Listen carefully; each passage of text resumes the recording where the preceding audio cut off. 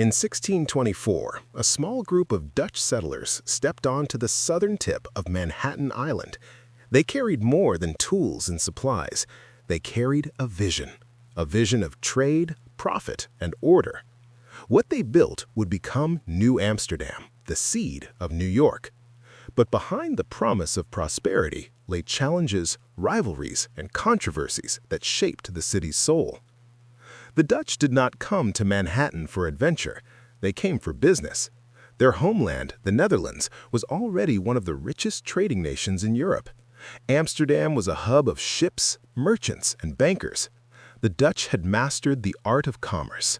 They believed trade could conquer distance, culture, and even politics. So when the Dutch West India Company was formed in 1621, its mission was clear: expand Dutch influence in the Atlantic, control trade routes, and profit from colonies. New Amsterdam was not meant to be a grand kingdom.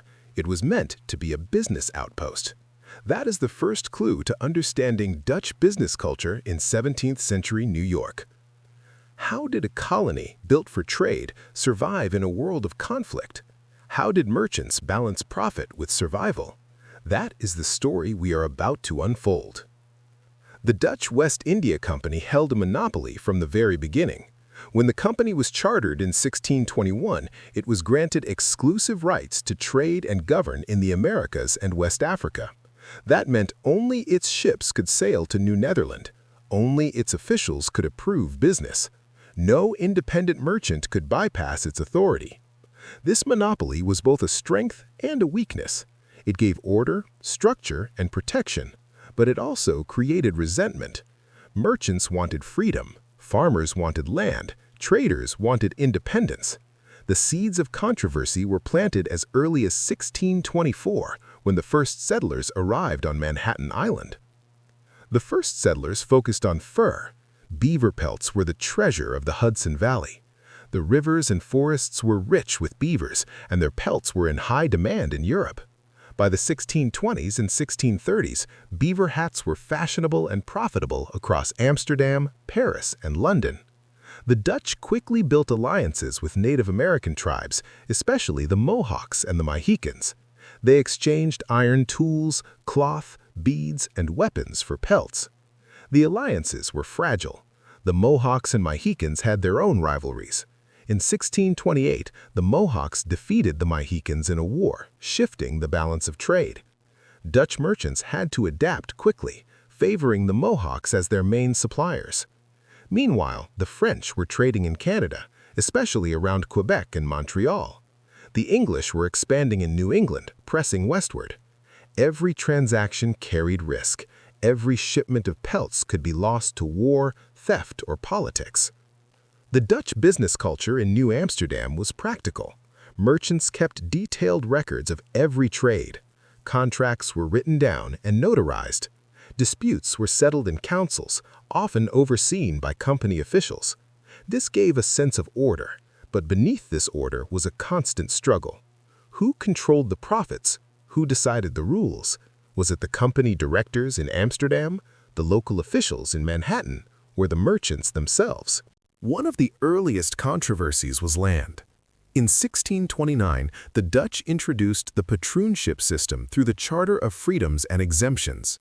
Wealthy investors could claim large estates along the Hudson River if they brought at least 50 settlers to farm the land. In theory, this encouraged growth and settlement.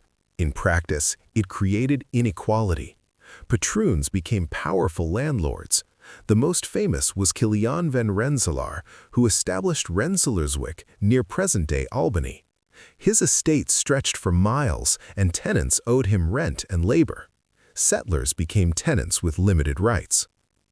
Tension grew between company officials, patroons, and free settlers.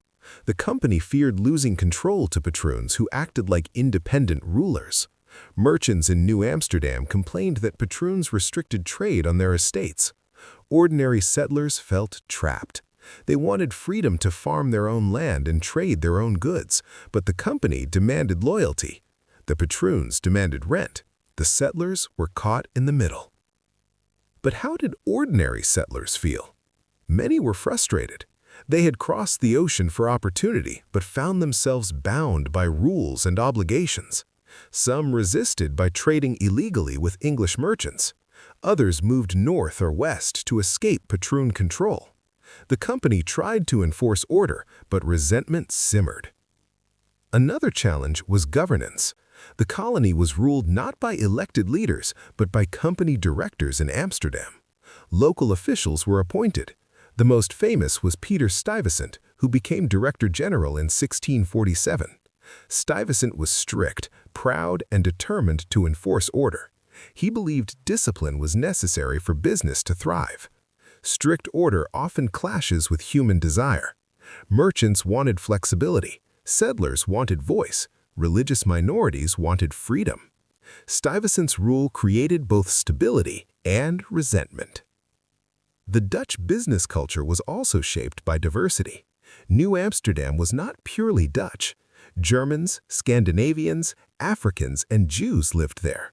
By 1664, when the English seized the colony, New Amsterdam had about 9,000 people from many backgrounds. This diversity was unusual for the time. It created opportunities, but also controversies. For example, Jewish merchants were allowed to trade, but Stuyvesant tried to restrict their rights. Free Africans could own land, but slavery was also present. Diversity fueled business, but it also raised questions of fairness and identity. Trade was the lifeblood of New Amsterdam, but in the 1630s and 1640s, the lifeblood began to clot. Profits were threatened, alliances strained, and controversies grew. Every year brought new challenges, every deal carried risk, and behind each transaction was a question: who truly controlled the future of Dutch business in America? The Dutch West India Company had established New Amsterdam in 1624 as a trading post. Its purpose was not settlement for settlement's sake, but profit. The company was chartered in 1621 with sweeping powers. It could wage war, negotiate treaties, and control trade across the Atlantic. In New Netherland, this meant one thing: monopoly. Only company ships could carry goods. Only company officials could approve business. This monopoly was both a strength and a weakness. It gave order, structure, and protection, but it also created resentment. Independent traders wanted freedom. Settlers wanted to sell directly. Farmers wanted land. The company insisted on control. The monopoly was tested in 1639 when the company loosened its grip. Private traders were allowed more freedom, provided they paid taxes to the company. Merchants could now ship goods independently, but only if they contributed to the colony's revenue. This was a turning point. It opened opportunities, but also created disputes. Who paid what? Who enforced the rules? Suspicion grew between company officials and settlers. The fur trade itself was controversial. Beaver pelts were the bloodline of the colony. In Europe, demand was enormous. By the 1630s, beaver hats were fashionable among elites in Amsterdam, Paris, and London. The Hudson Valley became the center of this trade. Native American tribes supplied pelts, but alliances were fragile.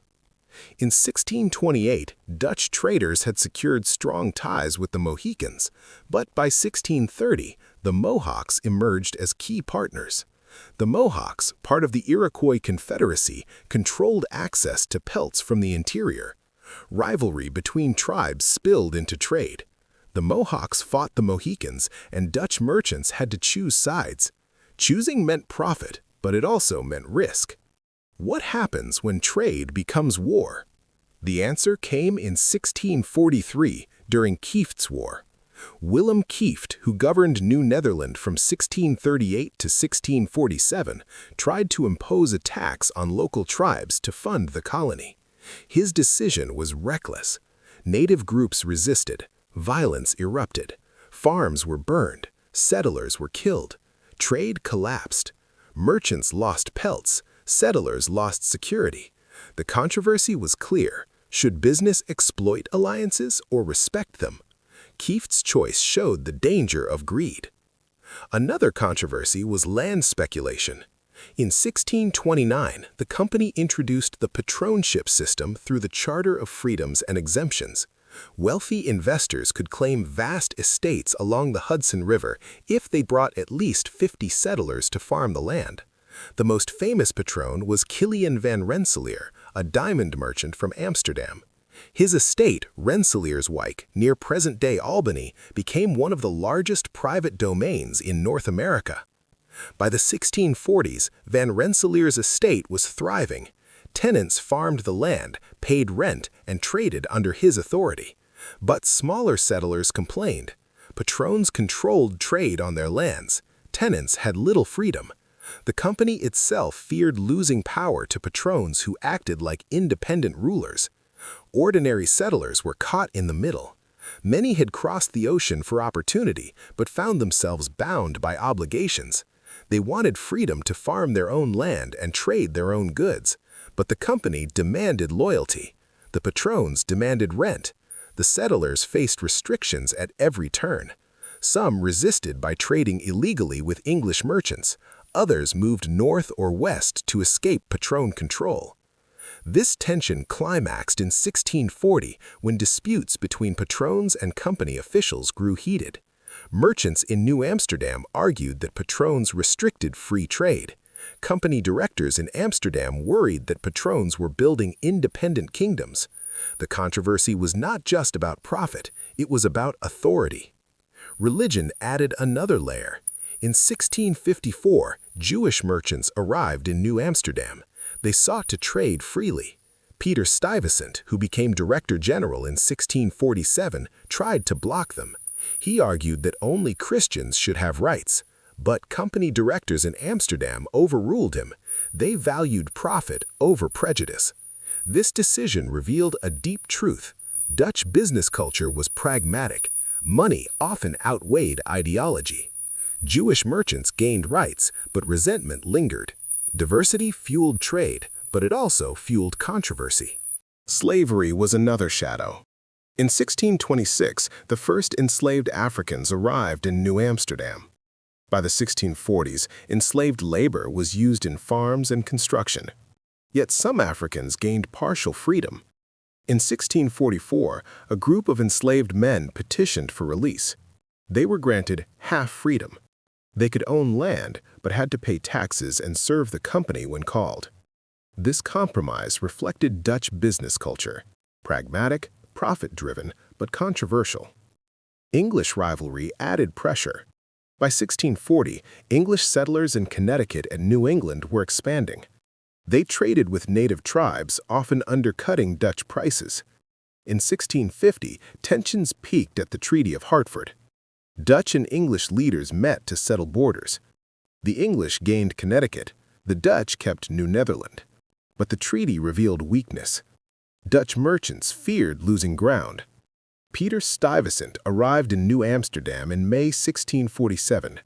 He had been appointed Director General of New Netherland by the Dutch West India Company. His reputation was already known. In the Caribbean, he had lost his leg in battle against the Spanish at Curaçao in 1644. He wore a wooden peg leg decorated with silver bands. His appearance was striking, his personality strict, and his determination unshakable. From the beginning, Stuyvesant demanded discipline. In 1647, he reorganized the colony's council. He reduced corruption, enforced laws, and punished disorder. Merchants were required to follow company rules. Tavern owners faced restrictions. Public drunkenness was fined. His goal was clear. A colony of order would be a colony of profit. But resistance grew quickly. Settlers wanted freedom. Merchants wanted flexibility. Farmers wanted voice. Stuyvesant's strictness clashed with their desires. Religion became one of the earliest controversies. In 1653, Lutherans petitioned for the right to hold services. Stuyvesant refused. He insisted that only the Dutch Reformed Church had authority. In 1654, Jewish refugees from Brazil arrived in New Amsterdam. They sought to trade and live freely. Stuyvesant tried to block them. He argued that Jews should not be allowed. But in 1655, the company directors in Amsterdam overruled him. They valued profit over prejudice. Another turning point came in 1653 when New Amsterdam built its first defensive wall. English threats were growing. Merchants feared attack. Stuyvesant ordered construction of a wall along the northern edge of the town. This wall gave Wall Street its name, but it also symbolized fear. Business needed protection, but protection required control. Conflict with Native Americans tested Stuyvesant's rule. In 1655, the Peachtree War erupted. A dispute over a stolen peach led to violence. Native warriors attacked Dutch farms and settlements. Dozens were killed. Trade collapsed. Stuyvesant struggled to restore peace. He negotiated treaties, but trust was broken. Merchants feared loss. Settlers feared survival. English rivalry grew sharper. In 1650, before Stuyvesant's arrival, the Treaty of Hartford had set borders. But by the 1650s, English settlers in Connecticut and Long Island expanded. In 1653, during the First Anglo-Dutch War, English ships threatened New Amsterdam. Stuyvesant fortified defenses. Merchants feared blockade. Trade slowed. In 1664, the climax arrived. English warships sailed into New Amsterdam harbor. Stuyvesant tried to rally resistance. He urged settlers to fight, but merchants and farmers refused. They feared destruction. They wanted peace. On September 8, 1664, Stuyvesant surrendered New Amsterdam to the English. It became New York. Governance under Stuyvesant was strict, but resistance was constant. In 1649, settlers petitioned for more voice. They demanded a representative assembly. Stuyvesant refused. In 1653, the city of New Amsterdam gained a municipal government with burgomasters and schepens, magistrates. This was a victory for settlers, but Stuyvesant kept ultimate power. On September 8, 1664, the flag of the Dutch West India Company was lowered in New Amsterdam. English banners rose in its place. The colony was renamed New York. For many, it seemed the end of Dutch business culture. The surrender of 1664 was peaceful. Peter Stuyvesant wanted to resist, but merchants and settlers refused. They feared destruction. They valued stability. The English promised property rights and freedom of trade. For business-minded colonists, surrender was not defeat, it was survival. Much of Dutch business culture remained intact. Contracts continued, property rights were respected. Merchants kept trading. The English changed the name, but the Dutch spirit lingered. The English Duke of York became proprietor of the colony in 1664. He granted land to allies. Yet Dutch settlers kept their farms. Patroons, such as the Van Rensselaer family, retained estates. Dutch merchants continued to dominate local trade. The English administration allowed this because it needed stability. In 1665, English officials introduced new laws, but many Dutch customs survived. For example, Dutch legal practices in contracts and property were respected. The English recognized that Dutch order was practical. Religion remained controversial.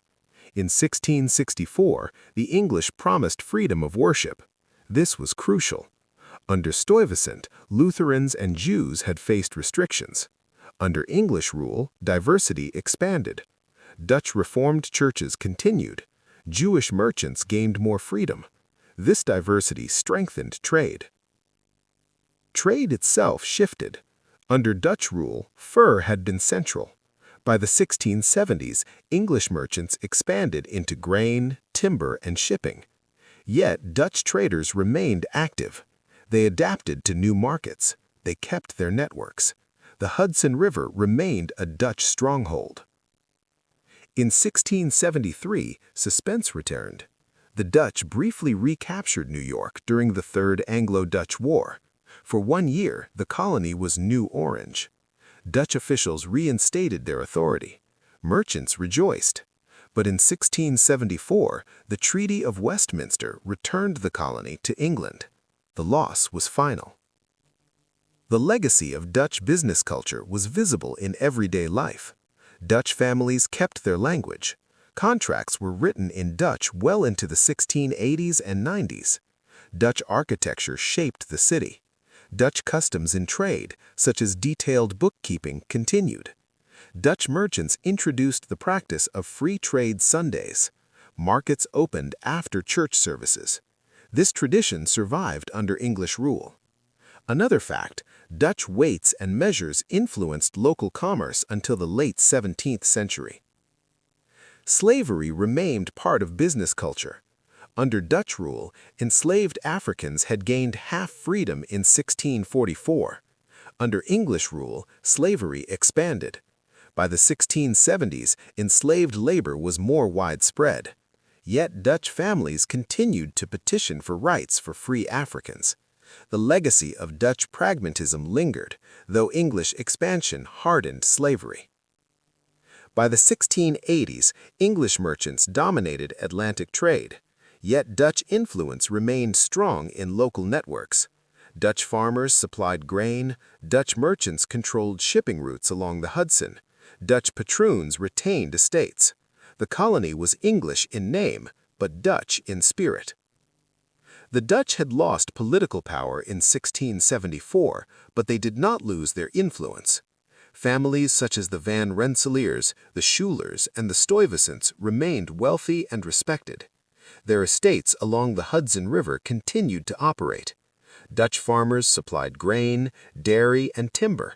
Dutch merchants controlled shipping routes. The English administration recognized their importance. Language was a powerful legacy. Dutch remained widely spoken in New York well into the 1680s and 90s. Contracts were written in Dutch. Church sermons were delivered in Dutch. Market transactions often used Dutch terms.